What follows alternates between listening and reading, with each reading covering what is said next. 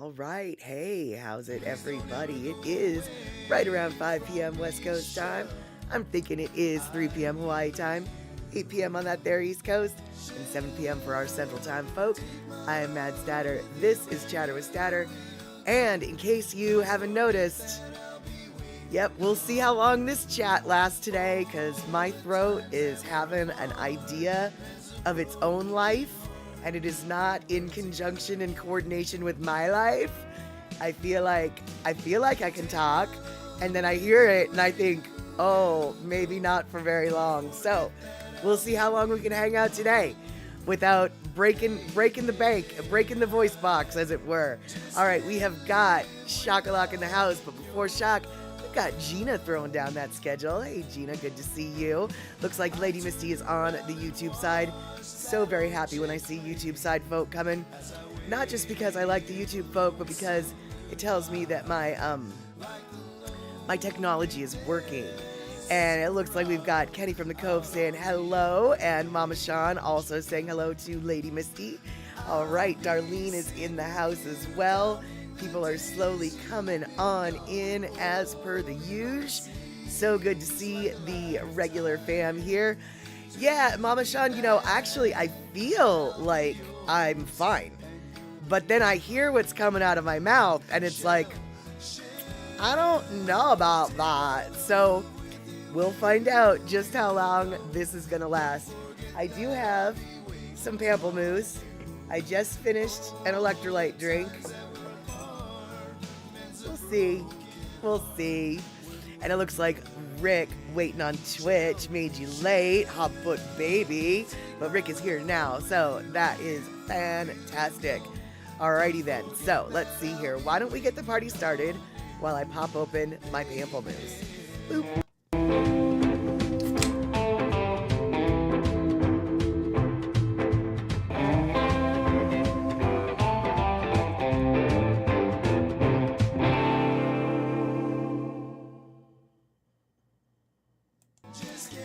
You know what I love so much about that little intro that Andy Bumatai gave me? Andy Bumatai made that intro. And when I say little intro, that really diminishes it because that intro would probably take me about 8 years to make to look like that. Probably took him about 8 seconds because he's good like that. But what I love so much about that intro is Andy had never seen my cats. He might have known that I had a black cat or two. But my cats hadn't made an appearance yet on the stream. And then that little black cat face sort of just looking up, which not my cat, by the way, not my cat, just part of the intro, ends up being so perfect because my cats, as you guys know, if you've hung out here, do sometimes end up showing up just randomly on the camera. And so I feel like Andy was able to see into the future. And yes, Mama Sean, and yes, Kenny, I definitely need some kind of lozenge. Had I been thinking, I would have grabbed them from my cupboard, but I wasn't, so I didn't, and so I don't, and there you go. But that's okay. We'll survive, I hope. We'll see. And, all right, so it looks like Darlene's trying to say hello to Kenny, but it didn't quite happen. And then, yes, exactly, that howdy was meant for you, Kenny from the Cove. Darlene pops in. All right, you guys, so let's see here. We've got a couple things that I wanted to talk about, but they're not super important. But, we've got topics. Kenny, does Ashes know I have a stunt cat for the intro? No, not that I know of, but you have to remember, I didn't cross any picket lines. I didn't make that intro, right? So I did not hire the stunt cat. I was not me. And I'm pretty sure Andy didn't hire the stunt cat either. That stunt cat has its own agent, has its own reels that it's selling to artists like Andy and myself who have to use B-roll. That's right. And let's see here. Gina, make an early Lono listening break to get a throat fix thing. We might do that. We very well might do that. But before we do that, what I was going to talk to you about is, It's Wednesday, right? Please tell me it's Wednesday. Yesterday I thought was Wednesday. But today is Wednesday, right? Because if you wouldn't be here if it wasn't Wednesday. So I'm gonna, well, unless it was Sunday. But I know it's not Sunday. So it's Wednesday. Wednesday, sometimes we have Whale Talk Wednesday. And the last Whale Talk Wednesdays have been kind of a bummer. But this Whale Talk Wednesday is not going to be a bummer. This Whale Talk Wednesday, you might have heard a little bit about it if you were in the Hawaii area. I know that the Honolulu Star Advertiser had a bunch of articles about it. I'm not really sure why Honolulu newspapers picked this up, as it's very specifically for the Salish Sea. But at the same time, because Hawaii does have a lot of marine traffic and whales, perhaps the Coast Guard will think about doing a program similar to what I'm not telling you about, but what we're going to find out about in Hawaii waters. So, why don't we just go into what the Flying Forked is I'm talking about. Here we have it, Rabbit. The Coast Guard has created basically a whale desk, and they're acting as air traffic controllers, only it's water traffic controllers, and they're not trying to control the whales. What they're doing is they're spotting the whales and then controlling the marine traffic surrounding the whales. I'm not explaining it very well. Here, let's watch. Whale size announcement. Huge enhancement for our region, you could say even for our fishermen, and certainly for our orca population. U.S. Senator Maria Cantwell, along with U.S. Coast Guard and NOAA officials, introducing a new pilot program. Senator Cantwell helped establish. The whale desk will operate 24 hours a day, 7 days a week. Media wasn't allowed to shoot footage inside the whale desk due to classified information throughout the space. But we were provided with this inside look. And will serve as a vital tool for protecting whale populations in Puget Sound. This program will be run by the Coast Guard at Pier 36 in Seattle. The Vessel Traffic Center there monitors waters from Washington all the way to Canada, providing ship captains and mariners with near real-time data about the location of whales. Vessel noise makes it harder for orcas to hear.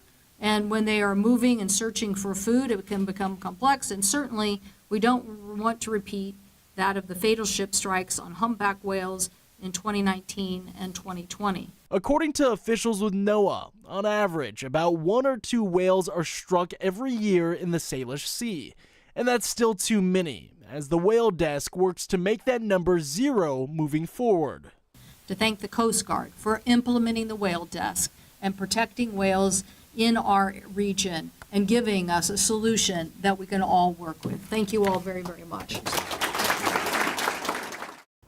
And this program is federally funded, costing about $200,000 a year. Joyce? Love the idea of a whale desk. Are they looking for help from the community to help them find whales? Yeah, they say if you see any whales, they'd love to hear from you. You can easily just call them at their whale desk, or you can contact them through various apps. So certainly a lot of options, and if you spot those whales, definitely contact them.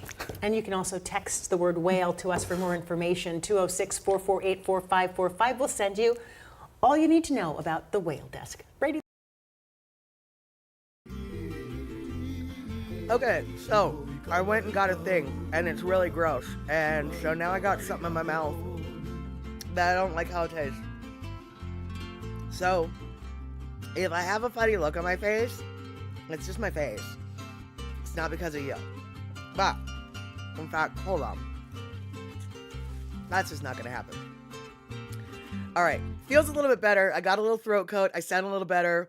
I will continue to medicate as needed, but that is not staying in there any longer than necessary. All right, so one thing that, yeah, exactly. Spit it out then. Yeah, I tried, you guys. I tried. I've got these other ones. These are Ricola Dual Action Lemon and Honey with menthol. I prefer the old school Ricolas that are just these brown candies, but I actually really prefer, they're super gross, but they work really well. They're called like Bowl Boss, and they're like green chlorophyll weird things. There's two kinds of Old Boss. There's like a berry one, but that's not the one. That's not the one that I want. That I like. The green one is what I like, and I thought I had some left, but I don't. So I'm gonna have to go to the health food store to grab some of those. And Rick, I already know your remedy for that, and that is rum. Yes, honestly, I don't have rum. I just have the vodkas, but I am thinking about maybe taking my honey to the bar tonight and having them make me some hot buttered rum with my honey or something. Cause yeah, I might have to try your home remedy witch's brew, so to speak. A proven winner and pirate approved. Exactly. And speaking of pirates, if you're a pirate on the Salish Sea and you do spot a whale, there are a ton of apps that you can use, even though they didn't talk about that in the news thing that I just showed you guys. There are a bunch of apps online. You just do a Google search for whale watching, whale apps, and at least in the Pacific Northwest, there's like whalewatch.org, and there's a ton of legitimate military technological investment is going to this whale desk, but also much of the information that they're getting about whale sighting is going to be coming from these apps. The whaletrail.org would be another app that is going forward. All of these apps basically are where people in the community post, hey, I just saw a whale off of West Seattle. Hey, I just saw an orca with their calf off of the San Juan Islands. Oh, I just saw an orca, off of Vashon Island. And so that's how this particular program, the Whale Desk, is going to be getting real-time sightings, not just through technology, but literally just because we've got eyes and people on the ground with their little phones that can say, snippity snip, clippity clip, here's a picture, post it, here's where I'm at, this is the time, this is the date, it's all geotagged. It's really, really a beautiful thing. And Mama Sean, your dad would have given you whiskey with honey and lemon. Whiskey, actually, to tell you the truth, when it comes to, if I'm gonna make myself, a hot toddy? Hot toddy. That's the medicine of the Oregon Trail, right? It's the hot water, the whiskey, the lemon, the honey, or whatever. If they had lemons on the Oregon Trail. Shut up, y'all. I know. But if I had a fully stocked bar at my house, boom, right now, I would get some Canadian whiskey, probably not Crown Royal, more like Canadian Mist, sort of a lighter whiskey. Canadian whiskey with some honey and some lemon and hot water. I would be happy, fine and dandy. And so, I would be fine with whiskey. I would be more fine with rum. That I do not have either. All I've got is aquavit and vodka in my house. Very northern climate oriented boozes. And I'm not so sure that I know that aquavit is not something I want at all. But I'm not sure that hot vodka, honey and lemon, it just doesn't really have the same heart-warming, throat-warming, chest-warming sound to it. I mean, now that I think about it, so, you've got, Kenny from the Cove. No, I did not say Aqua Velva. I said Aquavit. Aquavit is a Scandinavian liquor.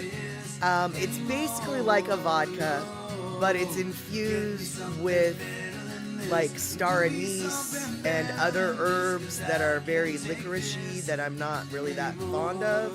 But a friend of mine thought that I wanted aquavit, so they bought me a bottle. So if anyone wants a bottle of aquavit, I can hook you. I know a guy. I might be the guy. I can hook you up. I got the hookup on the aquavit. But what I'm wondering, you guys, okay, so we've talked about, right now we're talking about, and Mama Sean, aquavit is nectar of the gods, like gin. Yeah, okay, you want some? I've got a bottle. It's all for you. But I'm sure plenty of people feel that way. And I will not fight them for their share. But, okay, so aquavit maybe, because I don't know. I haven't had it. But you guys, hot buttered rum. Okay, there we go. Hot toddy with the whiskey. There we go. Warmed brandy. Okay, there we go. These are all alcohols that I am and you are probably familiar with being served not only cold but also warm, right? Have you ever heard of a drink, a vodka drink, that isn't served cold or room temperature or whatever? My point is, a hot vodka drink. Do they exist? I mean, I've never literally until this very moment thought about it or wondered about it, but the idea of putting hot water and vodka and lemon and honey together, it really doesn't sound nearly as good as, say, hot rum with hot water and lemon and honey, or whiskey with hot water and lemon and honey. But vodka with hot water and lemon and honey, I mean, I'm not saying I'm not gonna try it, but do you guys, does anybody, you guys, I mean, I wish that, I wish Puzzycat was here, because Puzzycat said that he used to be a bartender, so he might have an idea of a hot vodka drink. But now that I'm thinking about it, I just can't help but wonder, is there such thing as a hot vodka drink? You know, I mean, but hot or warmed apricot brandy, that sounds like something I could probably handle. That sounds like something I could definitely probably handle, maybe. And Dr. Steve says he's happy to take the aquavit. Unfortunately, I don't think it's legal for me to mail it. Otherwise, I would totally get it out of my cupboard. And Mama Sean, ever the cheerleader. It should work with the vodka. Not too much taste to it. Well, you bring up a good point, I guess. But Kenny is thinking of hot tea, and the other toddy ingredients sound like it might work, especially if it's Russian tea.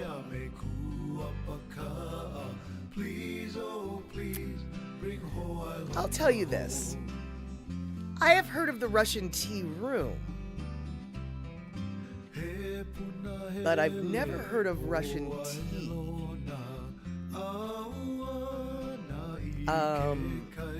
Now, Russia takes over a lot of the Asian continent, and I'm not quite sure where in China tea is grown so well. It definitely is within the realm of possibility that tea could be grown in Russia, I guess, right? I mean, I guess, right? But is there Russian tea? And Rick, Google says to try hot green tea with vodka. Okay. Okay, Google. Okay. But right, Darlene, you haven't heard of hot vodka drinks either. Yeah, me either. I feel like maybe we need to come up with one. Maybe we need to come up with a Statterbox, a Statterbox seltzer, or a Statterbox, no, seltzer's cold, a Statterbox toddy, a boxy toddy or something. And Mama Sean coming in with a reality check. What? Russian tea is just powdered tea with spices and tang?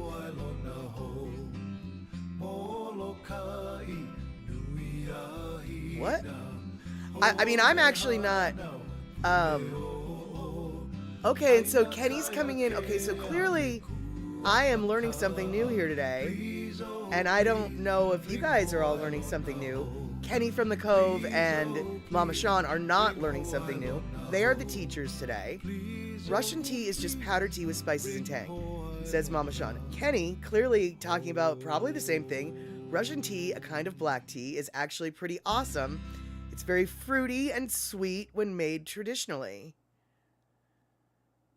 Okay. And then Gina recommended, let's try that one more time. Gina's asking for recommendations for sweetening green tea without sugar, please. And Mama Sean is saying, yep. That's the old school recipe your aunt used to make Russian tea. Kenny from the Cove is coming in with probably what is true facts, which is tea and tang is not the traditional Russian tea. But I can see how if Russian tea is fruity, how maybe the tang got added to that. So Mama Sean's stuff is like homemade ghetto style Russian tea, whereas Kenny from the Cove is like, no, y'all, I'm talking real teas here. Or maybe not. But wow, I had no idea. You do realize that one day we might have to learn all about Russian tea. You do realize the Pandora's box of rabbit holes that we might be going down. Maybe we'll miss it. Maybe I'll get distracted and I'll go, oh, a squirrel. And I'll forget all about Russian tea, but I have a feeling we're going to learn more about Russian tea as the streams go on. Yeah, I might have to look some of that stuff up. And yeah, for sure, Darlene, certain spices can have a sweetening effect. Stevia is a plant-derived sweetener. Well, first off, stevia is actually an herb, and apparently you can grind up stevia leaf, and it's green because it's a leaf, but it's still sweet. That being said, my understanding is they process stevia, so it's not green no more, and you can get the more concentrated or whatever, but it's not, but from what I understand, stevia doesn't have the effect on your blood sugar that other sugars have. But stevia would be my only suggestion to you, mostly because it's the only non-sugar sweetener, and by non-sugar I also mean not honey, not maple syrup, but it's not a chemical sweetener the way Splenda is or the way sucralose is, and things like Sweet and Low or what is it? I don't remember what it's called. All those chemical things, man, they mess with my thyroid so bad that it's actually, for me, it's better to eat sugar than it is, and it's not good to eat sugar, but the other stuff is so bad that it's better for me to eat sugar than to eat the other. Stevia, on the other hand, I can do. And it looks like we've got Trucker Chris coming in. Yes, Chris Kenmotsu, how's it? It's been a long time, my friend. So happy to see you. I wonder, are you still riding the roads with your big doggy boy, your little friend? Yes, gotta love it when you got a little friend on the road there. Looks like we got Pacola T coming in saying hello to Chris. Speaking of Pacola T, she has, and I'm glad that you're here, Pacola T, because I have got some questions, my friend. I've got questions. First off, let's just talk about what Pacola T did and stuff. And let's see here. But Darlene coming in, correct. I got some stevia drops to use in my tea. Works good. I can't tell the difference much, at least to me. Yeah, stevia to me has one of the least... Thank you, Mama Sean. Stevia to me has one of the least weird aftertastes of fake sugars. You know, like saccharin and NutraSweet. That was what I was trying to think of the other day, earlier. Sucralose, they all have kind of a weird flavor. Whereas stevia doesn't bother me like that. And oh, you're in Alabama, Chris. All right. I hope you're keeping cozy and warm. And I don't know if you're keeping dry, but it sounds like, or it looks like from some of the videos that Pacola T was sharing with us, with me, and then I will be sharing with you guys. Looks like there was some bad weather down in the South there not that long ago. Pacola T apparently took a cruise and sent us a bunch of things and a bunch of stuff. Now, first off, here's the deal. Gina, it is expensive, true, but you don't have to use a lot, but it is expensive. And C Honda coming in saying, how's it? All right, C Honda, perfect. You are here just in time. First off, I'm going to show this picture. Boop. We talked about whales earlier and how important it is that the Navy, nope, not the Navy, the Coast Guard got that whale desk where we can keep the boat traffic from hitting the whales. As you can see, we've got some boat traffic here in the Salish Sea. That is a pretty big vessel right there. You got the whales in the foreground. You've got the Washington State Ferry, which carries cars in the background. And that is a really big boat. But you know what's an even bigger boat? This boat. Oh my goodness, this boat is big. And yeah, that boat is, I'm going to assume, and Dakota T, where was this taken? Is this in the Mississippi River? Is this in the Gulf? Where was this? And just look at all that rain. And what, I just can't help but wonder, what water is this? It looks like river water to me. It doesn't look like salt water to me. And anybody who wants to point and laugh at that statement you're more than welcome. How the Flying Fork can you tell river water from salt water? You can't, not visually. You've got to taste it. Do you want to taste that water? I don't want to taste that water, but I think it looks like river water to me.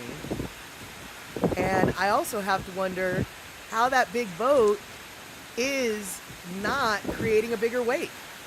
I mean, I realize it is moving slow, but it's a big boat. And it's displacing a lot of water as it moves through it. How the Flying Fork is there not more wake? That's what I want to know. And all right, so the ship was leaving when you were ported in New Orleans. So I'm assuming the port in New Orleans, is that on the river? Or is that on the Gulf? And right, C Honda, it looks like a river. It does. It looks like a river. Like, how can you tell saltwater from river? I don't know, but it looks like a river to me. And it's using its trolling motor. Well, I don't doubt that. I'm trawling, whatever. I don't doubt that. But I'm still dumbfounded out as to why there isn't more wake coming off the sides of it. Just out of water displacement action. That's all. I mean, my kayak creates wake, for God's sake, right? I mean, and it's hardly got a motor. It's just the strength of my own two arms. And yes, so it is on the Mississippi. Got it. And they do call it the Muddy Mississippi for a reason, clearly. And as you can see, you've got this huge amount of rain here, but check this out. You've also got this huge amount of rain here. And by the way, I'm assuming what with the lifeboats on the side, yeah, that's not a building, y'all. That's a boat, too. Different boat than the other boat, but that's also a boat. I'm gonna maybe guess that might be the boat that Poet rode on. But I don't know, because I wasn't there. But, yeah, it's not always nice in the South, apparently. Normally, when you see, videos of cruise ships and people going on vacation and getting on their boat, it's like all sunny and it's like the perfect day. Cola T, real reporter on the street, shows you what it's really like. No, it's not all sunshine and happiness when you're getting on a cruise ship. Sometimes it's downpouring umbrellas. That's right. But that's okay, because once you're on a cruise ship, and I'm going to assume this was on a cruise ship, Cola T, you can confirm or deny, this auditorium, okay, so that is your ship in the rainstorm, but that's much smaller than the Carnival ship that departed. Okay, sure looked big to me. But big enough, I'm assuming, Cola T, to have a stadium, not a stadium, but an auditorium this large, capable of this magician guy whose name escapes me. I'm not going to tell you his name because it escapes me. But his job was to take a very short amount of time, less than 60 seconds, to get out of the straitjacket and escape from the hanging chains of death. And I can only assume, although I don't know, that if he didn't, he would have been smushed in the bear the bear claw, the bear trap, or the human trap, I guess really actually is what that is. Gabriel the magician. Now, Pecola T was the threat. I'm assuming that this trap was gonna close in on him if he didn't get down. Is that what the deal was? And then my next question is, did the trap snap after he got down within the time frame? Because I just want to know, does that trap really snap? Or is it just a chandelier made to look like it's all as scary? Because I'm cynical at that. That's right. It is scary, though. If he didn't escape, it would have been his final act ever. Yeah, that's kind of what it looks like. Yep, that's kind of what it looks like. I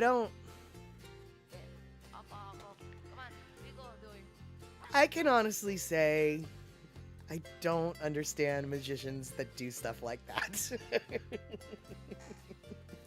It really freaks me out, okay? But apparently he escaped, so he will live to have another act next cruise.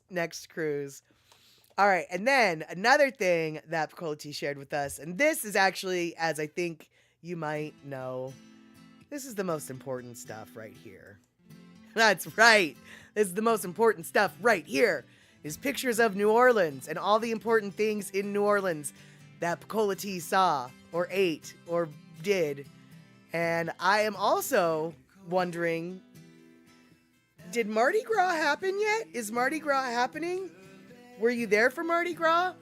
When is Mardi Gras? Are we already done with Mardi Gras? Did Mardi Gras already exist in this world? I can't remember. I feel like it might have been, but I don't remember. Oh wait, is Mardi Gras? Okay, actually, we'll talk about Mardi Gras in a minute. Is this Oysters Rockefeller? Because those look good. Is that Gumbo? Because I don't know if that looks good. Gumbo is sometimes good. Okay, Mardi Gras said Pecola T says Mardi Gras was in February this year. Okay, gotcha. And Shock coming in with Mardi Gras Fat Tuesday, the day before Ash Wednesday, and are we not already in Lent? I don't know, dude. That's I don't know. I don't know. See, I didn't grow up in the church, so none of these things mean anything to me. One thing I do know about Ash Wednesday, though, is when you see someone with schmutz on their forehead, don't try to wipe it off. That pisses people off. Now, I didn't know that. I thought I was being helpful. You don't do that. Don't do that. And charbroiled oysters with Parmesan. That sounds delicioso. So, hey, Pecola T, what is this blue house? And let's see here. Mama Shun, yes, it's done before Lent starts, and we are in Lent. All right. Okay. So I guess this is just a remnant of the festivities? And I'm assuming that's some sort of church. It looks fancy. And I like this. This is one of my favorites. I love all the fancy ironwork. Ironwork? We're going to say it's ironwork. And, all right. So everybody is saying correct. We are already in Lent. Oh, hey. Okay. Get ready. Here, I'm just going to do it right now.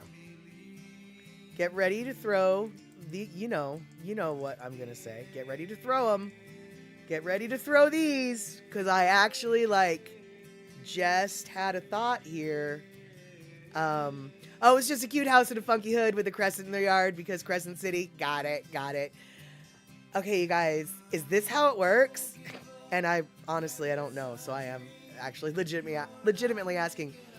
Okay, so you have Mardi Gras, which is the Fat Tuesday, and then you have the Ash Wednesday, And then you have like the 40 days of Lent. Isn't Lent 40 days? And then you have like Passover and stuff? Is that how the calendar works? Does Lent have anything to do with Passover? I guess is what I'm asking. And I really, really expect to see a lot more of the ha-has because I am a little bit okay, wait. So Mama Sean says yes. Passover is linked to Easter, but Lent has nothing to do with Passover. Does Lent have anything to do? Wait. Okay, now I don't understand. So. Okay, Lent is Catholic, Passover is Judaism. Well, okay, then I guess I mean Easter. But Passover and Easter are always the same time frame, aren't they? Right? So, okay, so Lent, is Lent the 40 days before Easter? That's I guess what I'm asking? And wait, Passover and Easter aren't the same thing? You guys, I did not grow up in the church at all. I did know that Lent was Catholic. That much I did know. So, the Last Supper was supposed to be a Passover Seder. Darlene's saying yes, then Easter. So I guess let's clarify one thing. Is Lent 40 days? Is Lent 40 days? That's my first question. My first question after all these other questions that I've been asking. Is Lent 40 days?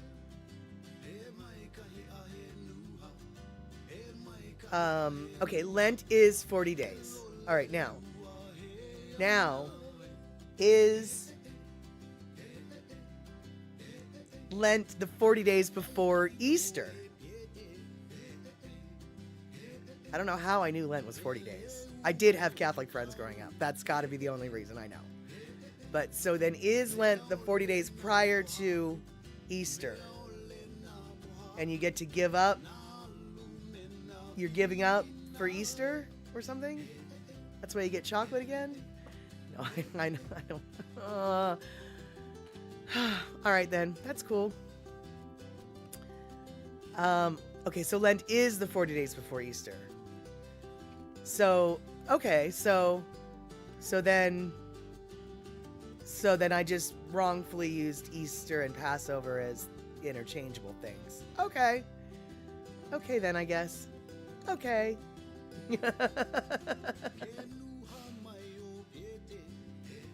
But the 40 days of Lent have no connection to the 40 days of rain on the ark. Yeah, you know, Picola T, I am obviously not the person to answer that question, but I'm going to go out on a limb and say no, because I think the ark happened before Jesus, so there wasn't Easter yet. Yeah. Okay. And Darlene's saying yes, 40 days before Easter, then Easter. All right, then. All right. So we have that. And now that we have that, why don't we just rest our brain and take a Lono listening break, okay?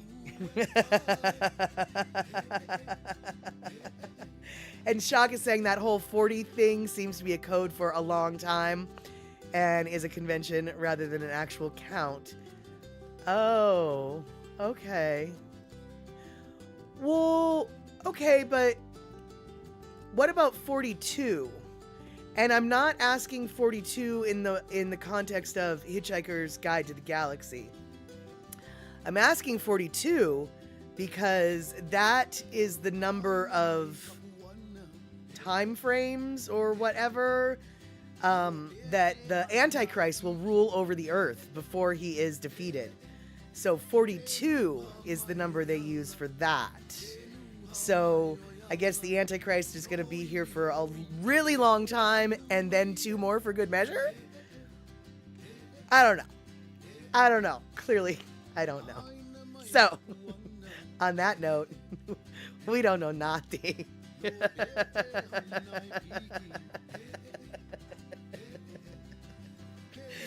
Hey, Terry from Scotland. What great timing. We are discussing gibberish is what we're discussing actually at this point. We're talking about codes from the Bible and what the number 40 versus 42 might mean in the realm of time lapsed and things and stuff. But instead of talking about that, I want to say thank you, Terry, for subscribing for 28 months in a row. And I want to say welcome, Raiders. Welcome, Katie Zora. Welcome, Terry in Scotland. And I'm not sure who else that other Raider was, but I'm super stoked they're here. And you're just in time for a Lono listening break. This is a video created by Evie Music, edited by Vic, the bass player for Evie Music. And there you have it, Rabbit. It looks like Pinnell was the number 3 Raider coming in with Terry. Good to see all y'all. Now we're going to go listen to some Lono. Boop.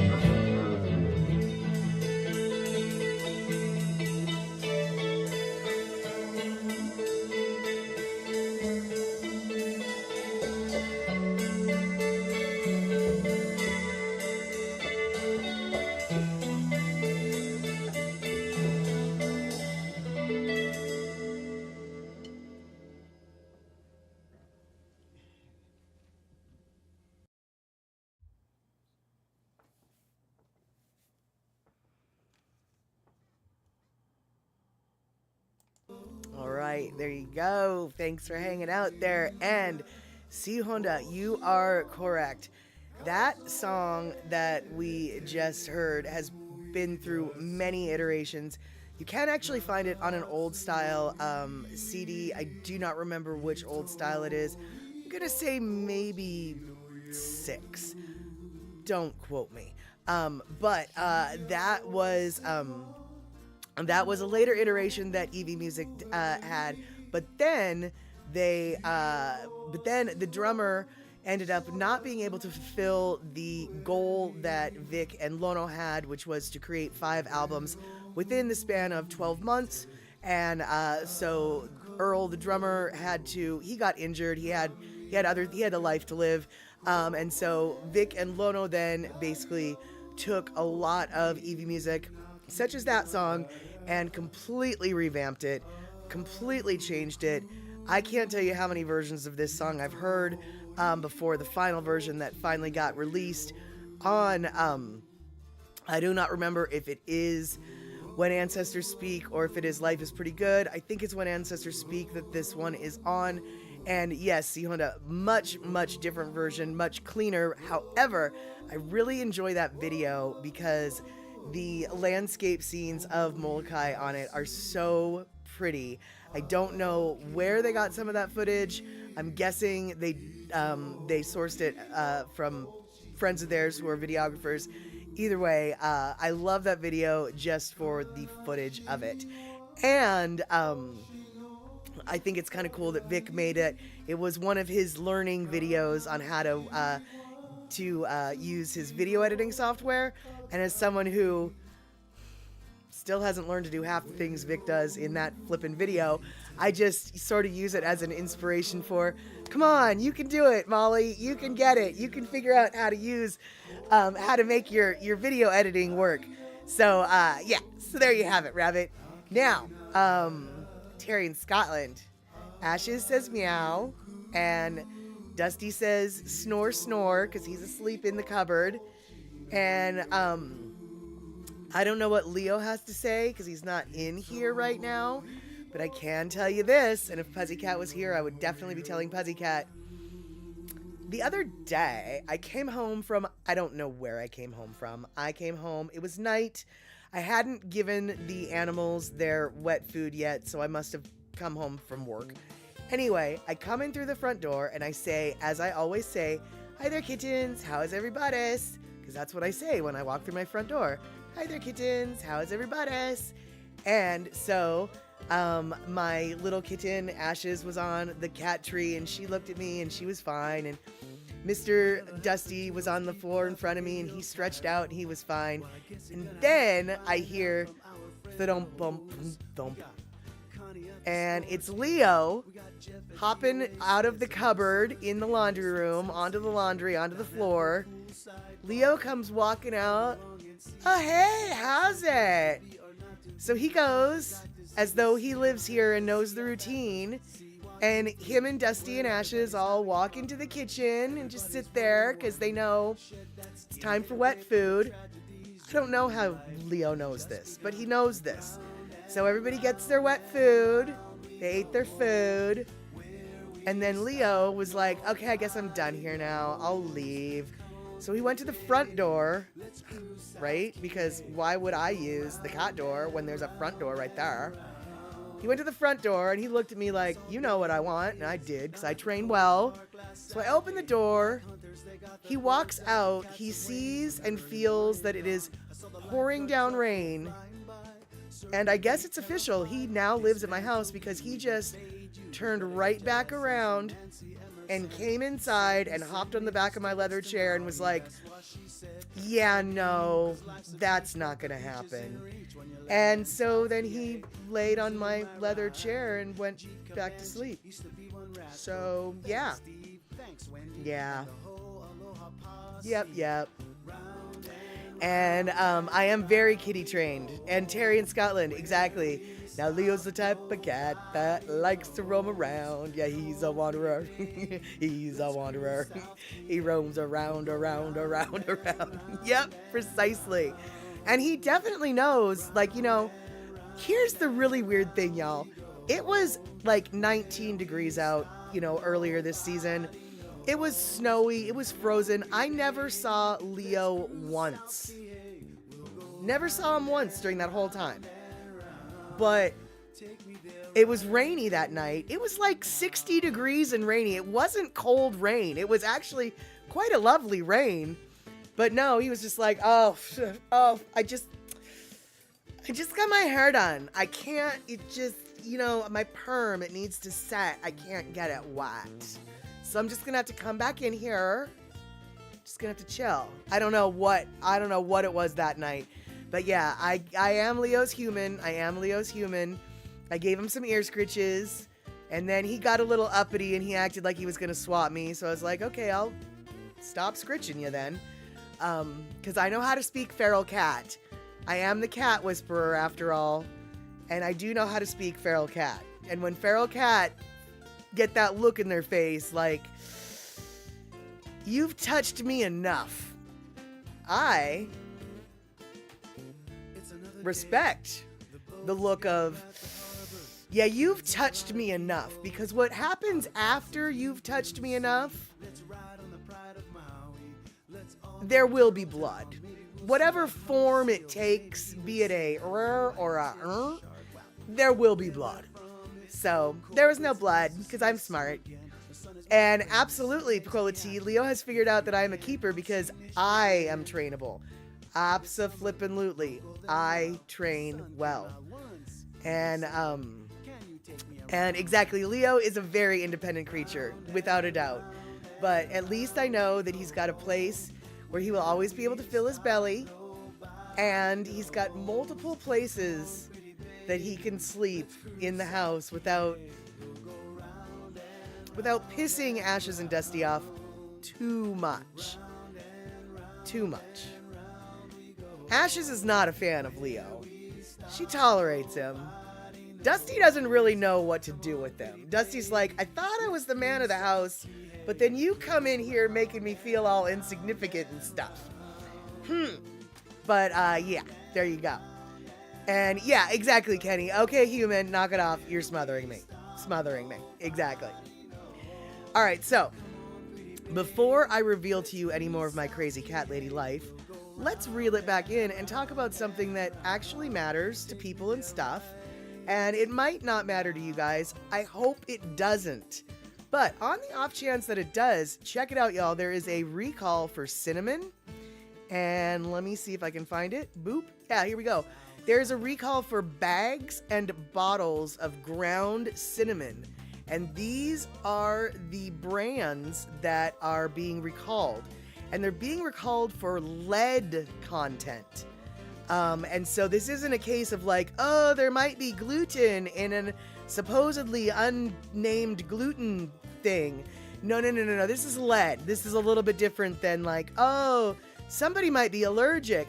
No, somebody might get dumb. Somebody might get brain damage. Lead. Yeah, lead is in this cinnamon. La Fiesta, El Chilar, Supreme Tradition. Oops, I've got El Chilar there twice. We're going to have to go and figure out what the other one was. Markham, Swad, and MK. And these are, these were sold at Dollar Tree, Family Dollar, Patel Brothers, and Save-A-Lot. And gall dung it, I am really, really pissed. I meant to get all of those brands. It actually does matter to me. Mark, do I have Marcoon? No? Let's see here. Hold on. I really, really, really did mean to have the actual names, and I'm looking them up right now. Let's see here. So is Supreme Tradition up there? Yes, Supreme Tradition is up there. So we've got, all right, well, we've got La Fiesta brand sold by La Superior and Supermercados. We've got Markham brand. We've got MK brands. We've got Swad brands. El Chilar brand and Supreme Tradition are all of the brands. So maybe I've got all of them listed, only I had El Chilar listed twice. Sorry about that, y'all. So, Trail Dust, good to see you. And Kenny from the Cove, not whole. It's the ground cinnamon. So if you've got cinnamon sticks, you're fine. But if you've got ground cinnamon, any of these particular brands, get rid of it. It's got lead in it. Lead is bad, bad, bad, bad, bad. And let's see here. Yes, Darlene, you don't see Penzeys brand there. I am not surprised that you don't see Penzeys brand there. These are all brands that are low dollar. These are discount brands. And the discount brands actually were targeted because of a previous earlier this year or late last year, there was a cinnamon applesauce issue where there was lead in the cinnamon used to flavor the applesauce, and they traced it back to these discount brands apparently. So then they went looking further. Now apparently the cinnamon applesauce had way higher levels of lead than the ground products do, but still it doesn't matter. And SD Dodger, all of them are less than $1. Just throw them out. Exactly. These are all discount brands. And granted, I normally don't buy discount brand spices. However, I have been known in a pinch where I need to I need this and I don't have it. This is the only store that I want to, I'm at this store. This is the only brand they've got, blah, blah, blah. So on the off chance that all y'all or any of y'all had any of these, I wanted to let you know.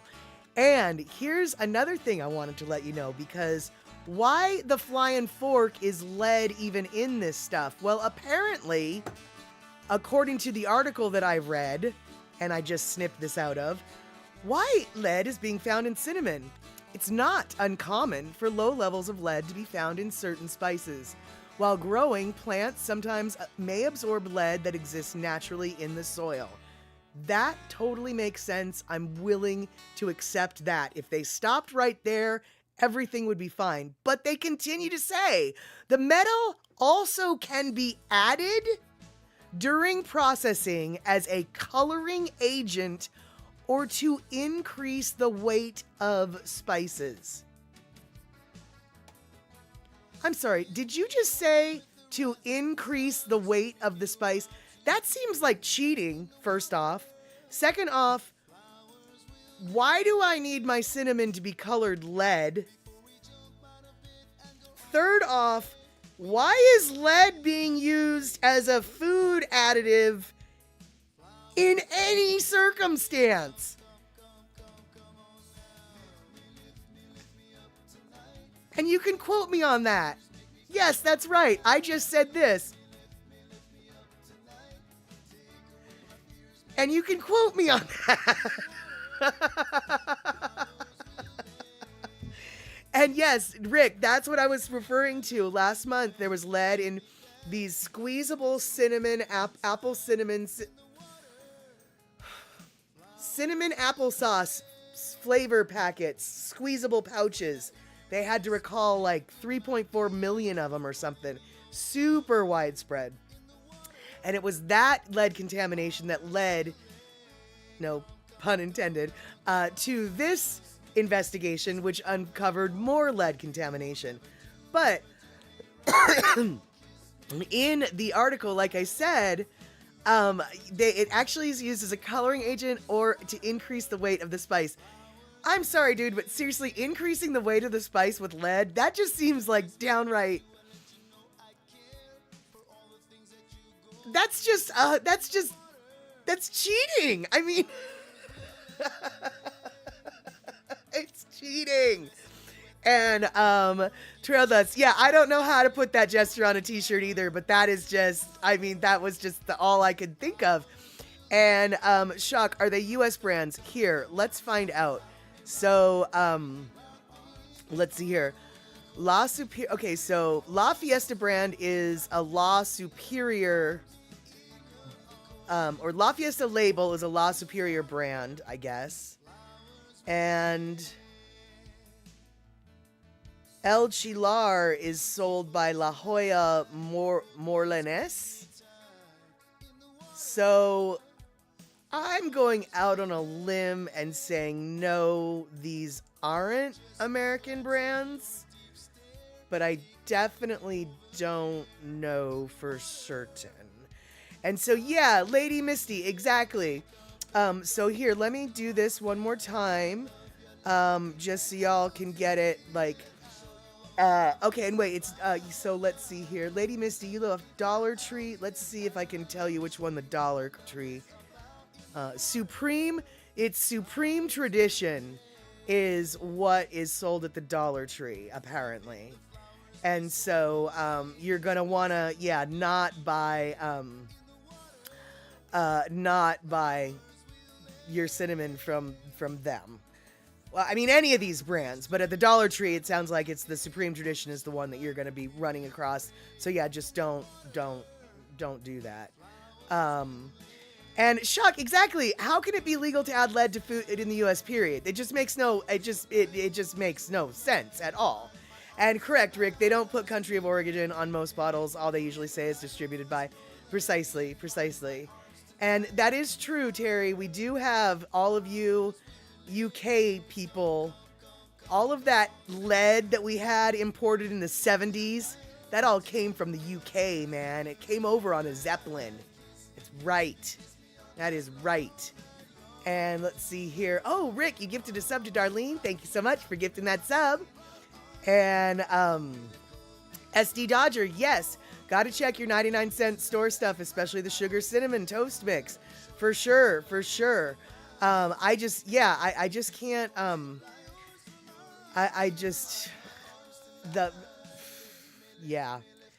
you guys know that it really is difficult to make me not have words, and this just really gave me no words. Yeah. Now, on the bright side of this, the lead contamination of the cinnamon was like 4 parts per million or something, which is still above what's allowed. But the applesauce lead problem was like 2,300 parts per million of lead. And there's actually the cinnamon applesauce recall actually didn't happen soon enough.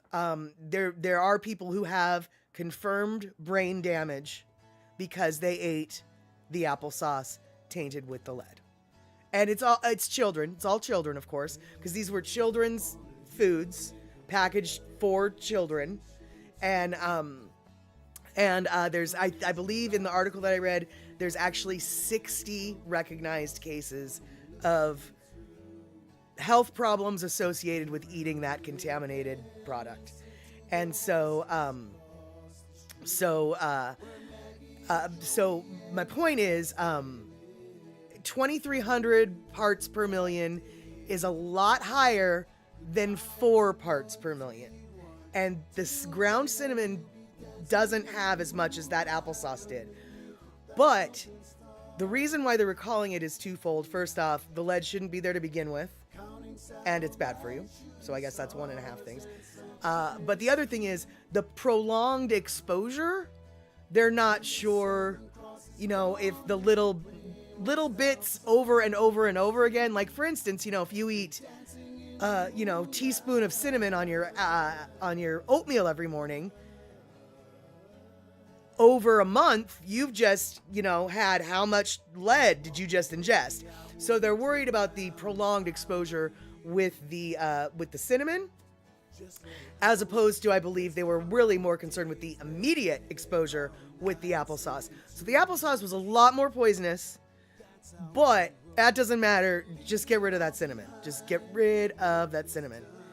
And I know, right, Kenny? I never thought I'd have to worry about my cinnamon being stepped on. And you're kind of glad you're bougie and you buy the expensive stuff when it comes to cinnamon. Absolutely. Isn't that just so stupid that it is that way? But here we are, right? And yeah, and so Darlene, I'm glad. Yeah, it is awful. It is sad, Lady Misty, for sure. So not that I want to, bring y'all down, but I figured, this is sort of, something that no matter who you are, no matter where you are, there might be cinnamon in your life. Cinnamon is one of those spices that almost everybody has in their pantry. Yeah, the cinnamon might be 25 years old. I get it, but it's still there. And so, hey, Thomas the Turtle, good to see you. Thank you so much for subscribing for 22 months in a row. And right now we are talking about a cinnamon recall. My best guess is you aren't going to have to worry about it, but on the off chance you are, that's right, you guys. If you haven't memorized these brands yet, you will before the end of the stream. Thomas the Turtle, we've got a ground cinnamon recall, bags and bottles. La Fiesta, El Chilar, Supreme Tradition, MK, Swad, and Markham. If you buy your cinnamon, any of these brands at Dollar Tree, Family Dollar, Patel Brothers, and Save-A-Lot, you want to throw that cinnamon away because it is tainted with lead. And lead, oddly enough, is not an essential mineral. You don't want it in trace amounts, and you certainly don't want it in high amounts. So, don't be buying that type of cinnamon. Cinnamon is yummers, but not that type of cinnamon. And Brother Bruce, good to see you. Yes, I'm so glad that you guys are open to this info because it totally sucks. But at the same time, it's really good to know. And all y'all, if you can, look, Dollar Tree, Family General, all of these discount stores, all of us have to shop there at one point in our life. Every single one of us has had to pinch pennies and make a budget and maybe buy something that you didn't want that off-brand. You wanted the name brand, but we had to settle for the off-brand because this week we just didn't have the pennies to rub together. So if you've got friends, if you've got family, if you've got yourself who shop at these discount stores, please let them know about this cinnamon recall. There is no shame in shopping at a discount store. In fact, sometimes it's smarter to shop at the discount stores. You can get stuff a lot cheaper than you can at the real store, and it's the same thing. But sometimes it's not the same thing.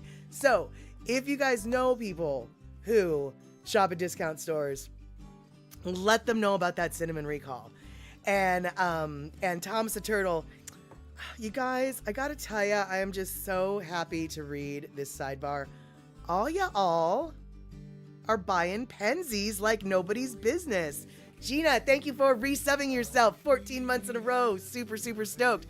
Looks like are we having a hype train showing up, maybe? That would be weird. We are. We're 62% away or done with the hype. You guys, they have a hype train. Oh my God. That's so awesome. I had no idea. Thank you so much, Gina. But as I was saying, I'm so proud of you guys for using Penzies. Penzies spices, in case you don't know. Let's see here. I think this is it. Yes. Penzies.com is where you can go for the spices. And yes, they do seem like they're a little bit expensive. But here's the deal. Go buy a tiny thing of cinnamon from Penzies and go buy a tiny thing of cinnamon from Safeway or Albertsons or wherever you shop.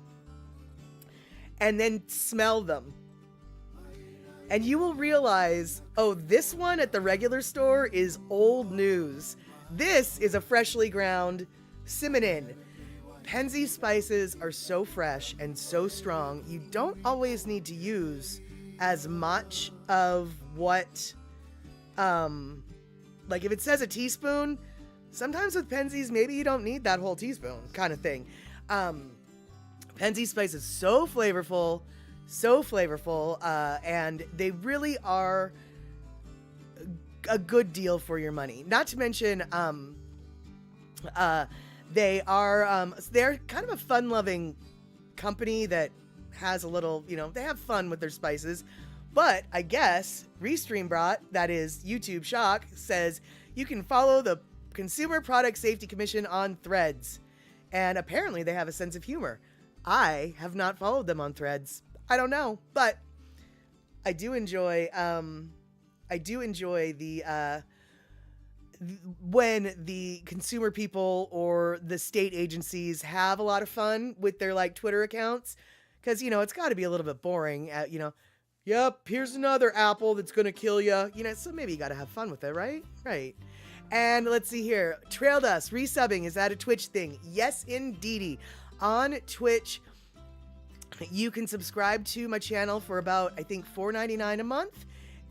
Or you can use your Prime, if you're an Amazon Prime member. I guess Prime allows you to subscribe to one Twitch channel every month via the Prime membership. And when you do come onto the Twitch side and you do have a subscription to my to this stream, you get to throw down all of the different emotes that I'm throwing. I'm going to show you here. We've got a bunch of different emotes, and one day, oh dang it, I don't know how to work my own thing. There we go. And one day, when I get big enough on YouTube, I'll be allowed to have subscribers there too. But I don't have enough people yet on my YouTube following list to have subscribers, so there's no subscription option on the YouTube side. But on the Twitch side there is. So there you go. And Shock's favorite one is the eye roll emote, because Shock is the one who made that eye roll emote. And I do enjoy that eye roll emote as well, because it's green like Prel. It's green like the Prel, and the Prel is something we use to punish people with. Because if they've been bad, they get prelled. And let's see here. SD Dodger Andy finally removed the fruitcake link. You couldn't find it on recent videos. Oh, I don't know. I've never pushed that fruitcake link, but that doesn't surprise me at all. Because I think people were confused, thinking they had to buy the fruitcake.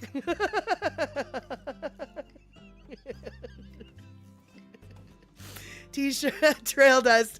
Yep, that's it. Gall darn it. I don't know how to work my own thing. That's right. You can definitely quote me on that. That's a quote that will last the ages. I could probably say that every day. Oh, for a different reason.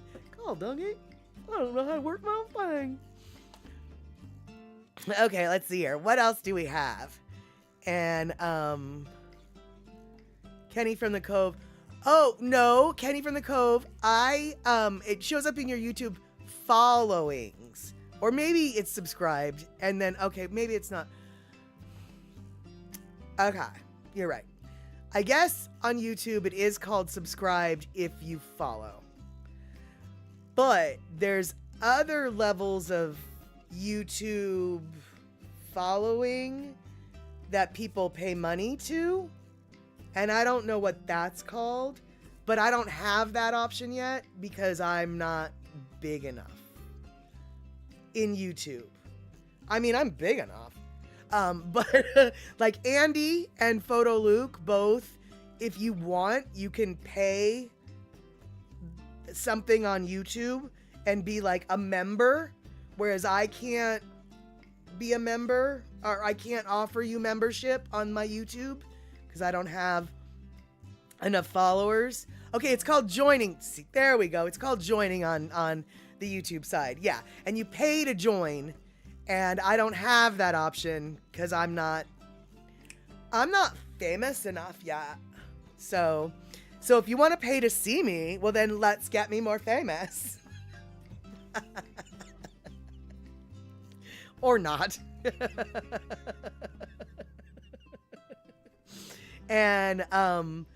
And wait, Trail Dust is, okay, Trail Dust is saying you can become a member of a YouTube channel. Yeah, but Trail Dust, you can't become a member of mine, right?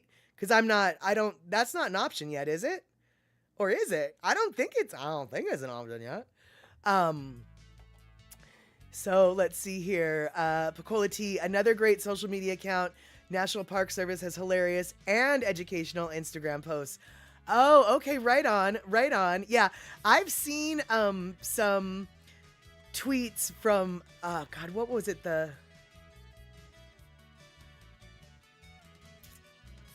want to say it was like the Missouri Department of Wildlife or something. And they had a whole tweeted thread or X thread, whatever, about even though it's cold outside, don't bring the mountain lions inside. The mountain lions don't pet the mountain lions and don't bring them inside during the cold weather. And everybody was just like, but I want to bring the big kitty inside. And the Department of Wildlife was having, it was quite a little funny thread. They were having fun. And let's see here. And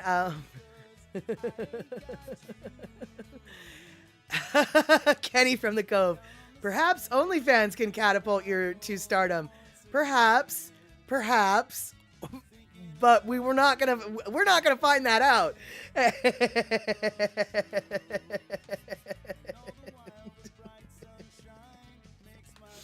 And SD Dodger, oh right, except what's Instagram? That's right. Like sure, L. Exactly, Lady Misty. Like for sure. Okay, Trail Dust, no, not an option yet. That's what I thought. And so at least I know how to work that part of my stuff. And I don't understand what you're saying, Thomas the Turtle, so you are now required to explain this to me. Highly recommend the Milk Chocolate Deluxe Fruitcake Petites from Collins Street Bakery. What does that mean? Does that mean that it's enrobed in milk chocolate? Are they little pieces of fruitcake dipped in milk chocolate? Because if they are, I could maybe thinking about that. If they're not, what are they? Because you've got me at milk chocolate. What about that? Tell me more, please. And let's see here. National Park says, drink lots of water. Then you'll be too busy looking for a bathroom to notice any drama. That is exactly it. And Darlene, thank you so much. Yes, we're all stars in each other's eyes, I think. And, Lady Misty, tell me more. Lady Misty says, I've tried to feed a mountain lion accidentally in 2018. Tell me more. Darlene, I didn't go to the post office today. Shoot, I knew there was something I meant to do. No, I didn't get your package. That doesn't mean it's not there. What it means is I'm a lame-o and I need to go to the post office. And, let's see here. So Kenny is bragging. Collins Street Bakery is just a short drive from my house. Their fruitcakes are totally yummers. Okay, but what? Okay, I can click the link, but it's not gonna help me show nothing. So it's okay. Crunchy pecans, pineapple, honey, fruitcake bites dipped in milk chocolate. Okay, let's do that. Okay, just do that. Let's do that. I'll do that. Let's do that. And Darlene, just in time for planting. You know what? Luckily in the Northwest, we've got a little bit wider window than you do for planting. And honestly, I don't know if I want to plant anything right now because they're still calling for snow. I don't know. And let's see here. You thought it was an old, hungry stray cat. You brought out cereal and talked to him. Oh my God, Lady Misty, that is awesome. And SD Dodger going to Killeen for the eclipse. Maybe we'll make it up to Corsicana. There you have it, my friend. Yeah, you're right, Shock. It's not gluten-free, so I guess I won't. But I can still dream. But speaking of gluten-free, I've been very good on my gluten-free for the last 2 months. I'm very proud of myself. I only broke it twice. So there you have it, Rabbit. And the next day, the news reported them being in Massachusetts-Connecticut border where you used to live. Oops. I'm curious, though, Lady Misty, did it eat the cereal? Let's see here. Shock, you feel awful if you break it? Yeah, I luckily don't, but it doesn't matter. I know that I need to not eat it, and so it just being gluten-free actually makes it easier to avoid carbs in general for me. So I deal with it. But hey, Verity Hunt, good to see you. Coming in a little bit late with only 6 minutes left. All right, Verity, you're new here for the evening. Everybody who's been here all night, we've already talked about this, but it's kind of important, and everybody knows what I'm about to do, but I'm going to do it again. That's right. Let's do it. Boop. We've got a cinnamon recall, my friend, Verity Hunt. And if you have cinnamon in your house, you might want to see if it's ground cinnamon. Stick cinnamon, not a problem. Ground cinnamon is what we're talking about. Ground cinnamon, La Fiesta, El Chilar, Supreme Tradition, MK, Swad, and Markham. If you bought any of your cinnamons at Dollar Tree, Family Dollar, Patel Brothers, and Save-A-Lot, you might have lead in your cinnamon. Lead, you know, the kind that they used to put in gasoline and paint. You don't want that in your food, you don't want that in your oatmeal, and you don't want that in your apple pie. So, throw away that cinnamon. Throw away that cinnamon if you got it in your cupboard. Because if you got it in your cupboard, that means the cinnamon with the lead might end up in your belly. And you don't want it in your belly because it'll mess with your brain. And that is the public announcement today at Chatter with Statter. There we go. And let's see here. So, yes, we are still here for just a few minutes, just in time to say hello. And Darlene and Rick, you guys are going to be able to see. Wait, you'll be in Michigan for the eclipse and within 50 miles from the total. Oh, so you'll be able to see part of it then, won't you, I would imagine? That's cool. Excuse me. Verity Hunt got Kroger. No, they didn't say that Kroger's was on the list. It was just those ones. The recall, the investigation that found the products was focused on discount brands from discount stores. So even though Kroger brand might be a discount brand, it's not from a discount store. So I don't know if it was subject to the investigation or what, but it's not on the list of recalls as we know it at the moment. Because, yeah, I buy some Kroger spices as well.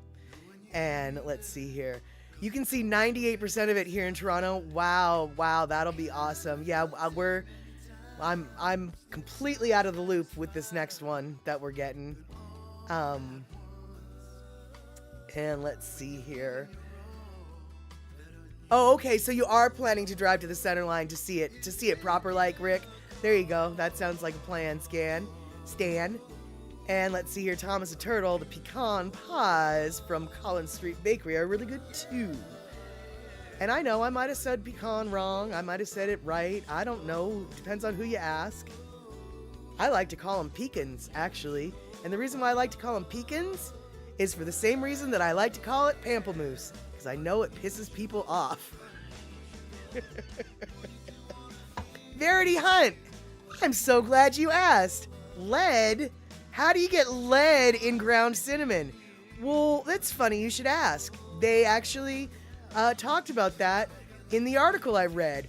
Why lead is being found in cinnamon. And I clippered this snapshot. Apparently, it's not uncommon to have low levels of lead in many spices because while growing, sometimes the plants absorb the lead that exists in the soil naturally. That's no big deal. That's okay, that's no big deal. But here's what is a big deal. The metal can also be added during processing as a coloring agent or to increase the weight of spices. Excuse me? You're using lead to increase the weight of the product? That sounds like a whole cheater, Bo Beater, pumpkin eater, cheater. What are you doing? And hey there, Crowway. You're high. I'm normal, 25, but you got logged out. You weren't able to log back in. Well, I don't have any explanation for that, my friend, but I'm glad you're back in the saddle. And we are here talking about a cinnamon recall. So if you've got ground cinnamon in your house from any of these brands, I know it's getting old, but I don't care, you guys. I don't want you guys to be stupid. Any more stupid than you already are, because if you're too stupid, you might, start watching a different channel. I've got to keep you just stupid enough to stay here. But here, La Fiesta, El Chijar, Supreme Tradition, MK, Swad, and Markham. If you got those brands of cinnamons, get them out of your house. Get them out of your house right now. That's right. And let's see here. Terry in Scotland. The Collins Street Bakery is located in Corsicana, Texas. Its products are shipped all over the U.S. states. And it also overseas and 195 countries. Aha! The bakery is best known for its production of fruitcake. Got it. And, shocked. You remember when melamine was being added to dog food? Yes. Yes, I do. That was just awful. And let's see here. Gina coming in. That's right, with the 1 minute warning. And Thomas the Turtle, though, bragging about the Collins Street Bakery with their fruitcakes. Okay, for those of you who came in late, we somehow got on fruitcakes. We're not going to get into how. I remember how. We're not going to get into that. We started talking about fruitcakes. And then Thomas the Turtle came in with this Collins Street Bakery in Texas that apparently has the best fruitcake ever. And after we read a little bit about it, we probably all agreed that they might have the best fruitcake ever. So now we've got everybody talking about going to the Collins Street Bakery. That's right, Corsicana, Texas. If you're in that town, you go get yourself a fruit cake at the Collins Street Bakery. All right, you guys. It looks like my throat managed to last the hour and a half. We will see if Saturday it will still be here. Saturday, I'm planning on showing Repo Man, 6 p.m. West Coast time, Twitch only. So come and watch Repo Man if you are so inclined. A movie with Emilio Estevez. And let's see here, starring Emilio Estevez, directed by Alex Cox, and the producer, my friends, well, I don't know if you know who produced it, but I'll give you a clue. People say he monkeys around, but he's too busy singing. That's right, Michael Nesmith was the producer of Repo Man. Who knew? Now you do. All right, you guys. Yes, that movie was weird. And we're going to watch it again on Saturday. So, see you on Saturday, 6 p.m. West Coast time. And if I don't see you on Saturday, see you Sunday, 5 p.m. West Coast time. Let's chat then. Until then, have yourselves a good night. I'll see you soon.